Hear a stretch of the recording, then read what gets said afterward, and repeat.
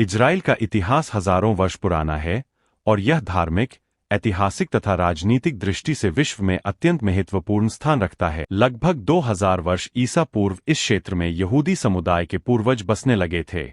यहूदी धर्म की परंपरा के अनुसार अब्राहम को यहूदी जाति का प्रारंभिक पूर्वज माना जाता है।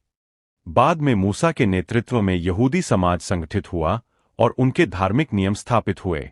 लगभग 1000 ईसा पूर्व राजा डेविड ने यरूशलेम को राजधानी बनाया। उनके पुत्र राजा सोलोमन ने यहाँ भव्य मंदिर का निर्माण करवाया।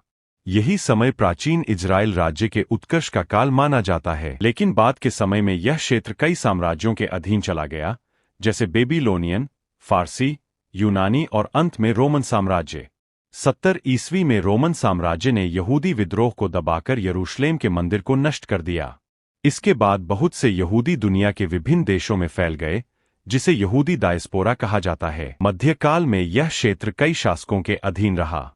कभी इस्लामी खलीफाओं का शासन रहा तो कभी क्रूसेदरों का। लगभग 1517 से 1917 तक यह क्षेत्र उस्मानी साम्राज्य के अधीन रहा।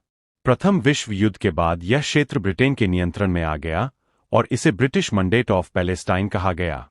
इसी दौरान यहूदियों के बीच जायोनिज्म आंदोलन शुरू हुआ, जिसका उद्देश्य था कि यहूदियों का अपना स्वतंत्र राष्ट्र बने। द्वितीय विश्व युद्ध के दौरान होलोकॉस्ट में लाखों यहूदियों की हत्या हुई। इस घटना के बाद यहूदियों के लिए अलग देश बनाने की मांग बहुत तेज हो गई। अंततः 14 मई 1948 को डेविड बेन-गुरियन ने इजराइल को स्वतंत्र राष्ट्र घोषित कर दिया। लेकिन इसके तुरंत बाद पड़ोसी अरब देशों मिस्र, जॉर्डन, सीरिया, लेबनान और इराक ने इजराइल पर हमला कर दिया।